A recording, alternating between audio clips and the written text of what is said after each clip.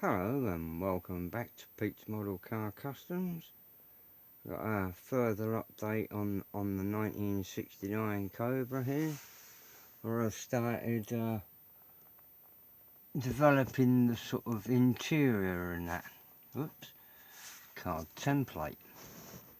That's not in the right position really, is it? Go around there a bit. Sorry about that, clunk clunk. I've been... I can't get that right. Anyway. Work on it sideways. I've just been making this sort of little infill for the rear sort of quarter up in there, on the inside, and watching sort of SEMA and that, and getting sort of ideas of that. I started looking round at this and thought there is something I do want to change before I go and make all these interior parts and fitting the windows. The next stage really, I want to make templates for the side windows and windscreen and all that, because I've still got the windscreen to trim down. But I thought before I do that, and although it's a bit late in the day, something had to change to balance this back out again. So I've cut the little remove tags free, but left them in place because I've sawn the roof off. It's getting a roof chopperoonie. I've just cut the window frame out there. Unfortunately, I broke the last little bit there, but I've still got it. But with it being the top rail, it won't really matter because I can replace that easily when I set it back down. I'm at a stretch here trying to reach this, and it is rather fragile because where I've chopped it, I've taken it off there and there, but cut it all the way down here, all the way down the body, either side, and it's held on now by two little tangs and near the rear plate. There's a couple of bits there about 2mm long, 1/8 of an inch long, that are now holding that on, as there's a big groove all the way through there. I've cut this out using a variety of tools. Along the top window frame, I actually used a reshaped knife blade. Mainly because I was talking the other day about this tool, which comes with adaptable tips and that. And I broke my finest tip the other day working on a groove on a different model. So this one's a slightly fatter tip, but I do recommend these. This has been very good, this scribing tool. It does come with a selection of blades that are held in place by that grub screw in there, and that clamps them down. But it's a very fine tool, not too expensive. This was about £12 in English money, with about 6 different blades. But it's very nice to actually hold. You're very comfortable in the hand grip. And the main part of the cutting was done with a junior hacksaw blade, and because of the width of the cut, I know on this chop, although I'm chopping it, I'm only going to chop it by a few mil. So by using this tool, it gives me a breadth of cut which will do most of the chopping for me. I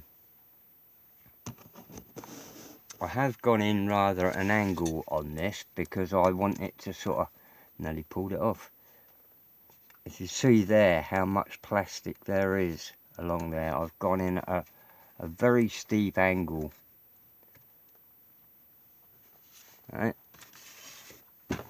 Because I want this to sort of form a wedge as it goes down and relocate itself into the side panels. The roof will wedge down as it goes down. It will taper in and collide with itself. Right? and then I'll have a good area to rebond the roof back up. And as you can see there, I've lost about 1/4 inch of the trim in that centre part. That's a very fragile part, but I'm not, like I say, I'm not too worried about that, because I'll do the retrim in a while. Let's pull that out slightly. Pull that out of the way.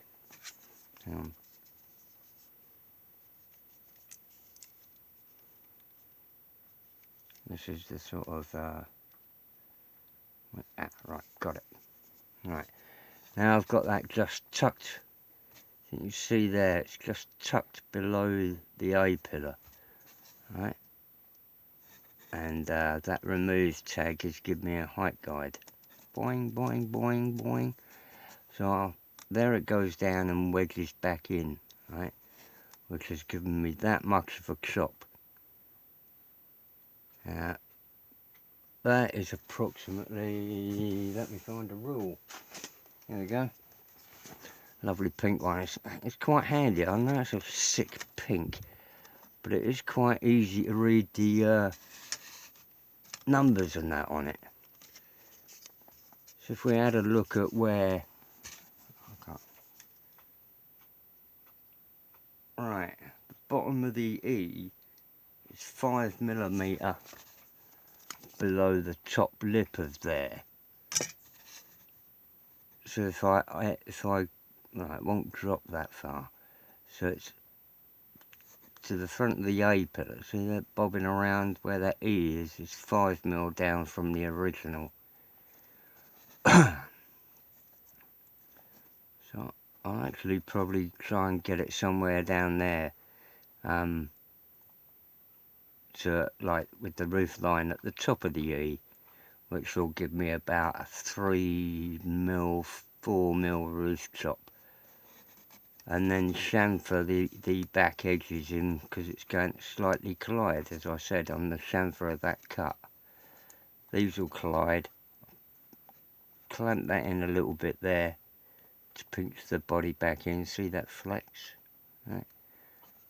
In my new position, and then take all that bond out, and then go back to recutting the tailgate out. But I do think that will give it a better proportional look with a few mil roof chop. Anyway, that's it for today. A variety of tools, like I said. Highly recommend those. I also highly recommend those. Half an old hacksaw blade. Standard X-Acto saw. I did the back half cutting. Like I said, I used that junior hacksaw throughout there. But when it came to that length, I used the junior hacksaw till it went down to its nubs. And then the back half, as you can see where the swarf is, to clean out the rest of that cut. Like I say, I'll update again in possibly about a fortnight now, I think, when I'll get this bodywork done and the rest of the engine done. Anyway, best wishes from jolly old England. Bye.